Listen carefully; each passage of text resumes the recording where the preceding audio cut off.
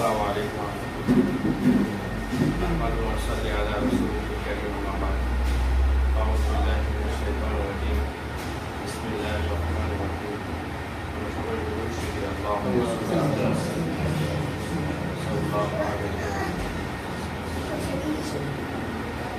আলহামদুলিল্লাহ আল্লাহ তাআলার কাছে লাখ লাখ শুকরিয়া যে আল্লাহ পাক রব্বুল আলামিন আপনাকে আমাকে ইসলামী যুব আন্দোলন বাংলাদেশ ছায়াতলা আসার মতো তৌফিক দান করছেন, দিনই সংগঠনের জায়গা থাকার মতো তৌফিক দান করছেন।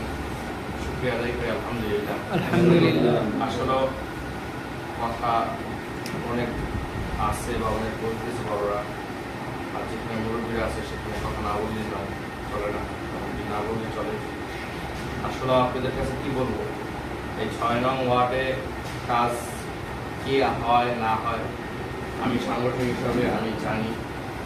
আমি মনে করি এই আজকের এই প্রোগ্রামে যারা আসতে পারে নাই বা আসে নাই, হয়তো বা আমাদের দাওয়াতের কারণে আসতে পারে নাই, এটা মেনে নেওয়াটা আমাদের জন্য জরুরি, আমাদের মেনে নেওয়া জরুরি। কেন আমি মনে করি যে আমার দ্বারায় যেটা হওয়ার দরকার ছিল সেই কোনো আমরা করতে পারিনি।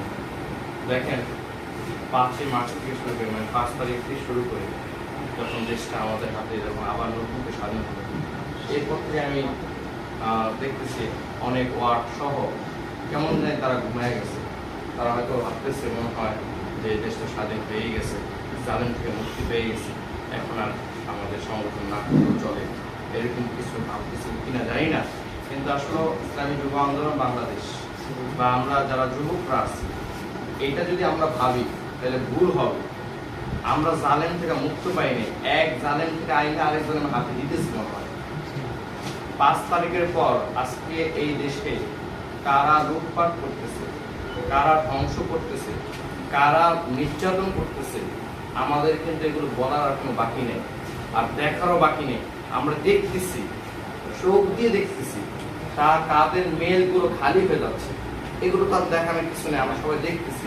আজকে বড়রা আছে এখানে, তারা কথা বলবে, কিন্তু দেখেন আমি প্রশংসা করার কারণ হলো এইভাবে ৬ নং ওয়ার্ড এই পজিশন হবে, আমি যদি জানতাম তাহলে আমি এই পজিশনে প্রোগ্রাম করতাম, আমি দিতাম এই প্রোগ্রাম মেহমান, দরকার নাই, সময় নেন আর পরে করেন, কোনো সমস্যা নেই। কিন্তু এখন যদি ঘুমায় যান, যেখানে মাটি দুর্বল, মাটিতে গাছ লাগাইলেই গাছ ফলন হবে, আর সেই সময় আমরা যদি ঘুমায় থাকি আর আপনি ঘরে বসে বসবেন আর শুয়ে শুয়ে বলবেন মিষ্টি তো আমার ঘরেই আসবে, আসবে গজবের মিষ্টি আসবে, কিন্তু দিনই ইসলামের মিষ্টি আপনার ঘরে আসবে না। কারণ আপনি তো বাইরে হননি, কিভাবে আসবে আপনার কাছ থেকে?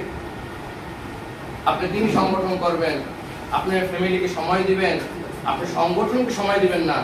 এখন তো উচিত আগে যেরকম ১ ঘন্টা সময় দিচ্ছি, এখন তো উচিত প্রতিদিন ১ ঘন্টা সময় দেওয়া। আমার প্রতিদিন আমি যতটুকু শুনছি কেন্দ্র থেকে সার্কুলার এরকম আসছে, যদি কোনো ইউনিট কোনো ওয়ার্ড যদি এখনো পূর্ণ কমিটি না হয়ে থাকে, এগুলো সক্রিয়ভাবে করা এই মাসের মধ্যে, এই মাসের মধ্যে যদি করা লাগে। আর আজকে যে এই একটা এত বড় একটা ওয়ার্ডের মধ্যে, যে ওয়ার্ডকে আমরা মডেল হিসাবে ধরি, এই ওয়ার্ডের মানুষ যদি ২০ জন হয় আর আমরা সক্রিয় কমিটি করব, এই কমিটিতে সামনে আগাবো, কোচিং করা সম্ভব না। আজকে বড়দের সামনে কথা বলতে আমাকে বাধ্য করেন আপনারা, কেন? রুহুল ভাই বহু চেষ্টা করতেছে, আমি তো তার লাগে প্রতিদিন আমার লাগে একবার না ভয়েস হোক, যেভাবে মোবাইল মতো কথা বলছে, কিন্তু আজকে এই পরিবেশ হওয়ার কারণ কি ভাই? দিনই সংগঠন করি, এখানে কিছু পাবো না এই আশায় হয়তো আমরা সময় দিই না, এরকম কিছু, তাহলে তো ভুল করতেছে।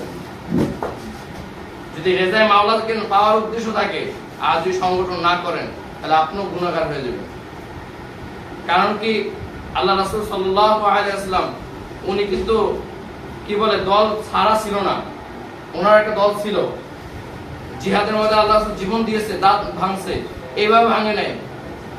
আপনার তো আলহামদুলিল্লাহ যারা আছেন সবই দায়িত্বশীল, কিন্তু সদস্য তারবিয়াত, কিন্তু সদস্য তারবিয়াতের এই পরিবেশ না। এখন সবাই আমরা দায়িত্বশীল মোটামুটি, কেউ ইউনিটে কেউ ওয়ার্ডে। অতএব ভাই এরকম হওয়াটা আমাদের জন্য কাম্য না।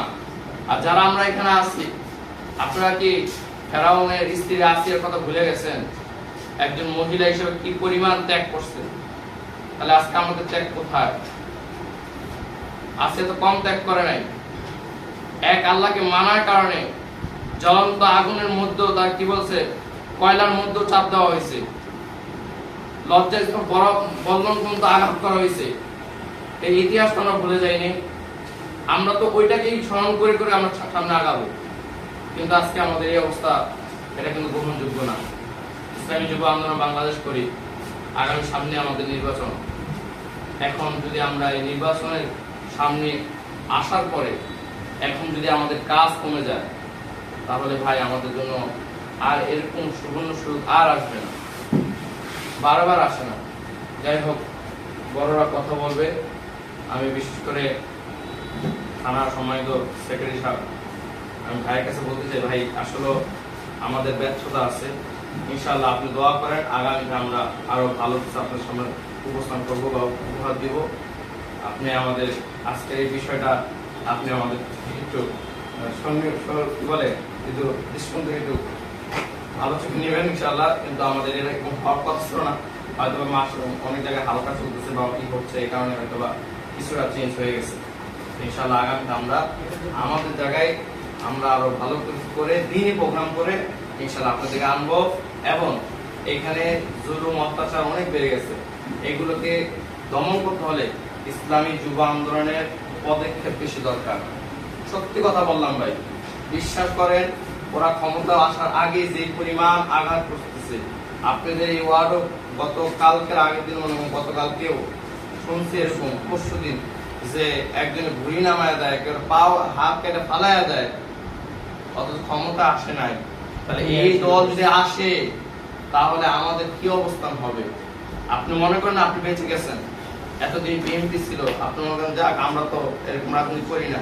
নো নো, এই আশা করেন না আপনাকে টার্গেট আগে করছে। আপনি চিন্তা করেন না আপনাকে টার্গেট আগে করবে। এই টার্গেট করার দিন শেষ।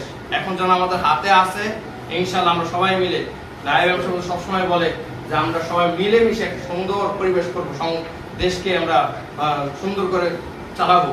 এই হিসাবে আমরা ইনশাআল্লাহ সবাই আগাই। আর সবসময় সহায়কের একটা কথা থাকে, এই দেশ কিন্তু এইভাবে স্বাধীন হয় কি বলে আপনার সংগঠন করি বা সংগঠনের স্বার্থে আমরা কাজ করি। আর নায়েব সাহেব সবসময় বলে তার কথা, যতটুকু কাজ করো অতটুকু সুন্দর করে করো, তাহলে দেখবা ওই কাজে অল্পতে বরকত হবে বেশি। ইনশাআল্লাহ আমরা এই নিয়ত সামনে আগে। আসসালামু আলাইকুম ওয়া রাহমাতুল্লাহ। ধন্যবাদ আতিক ভাইকে।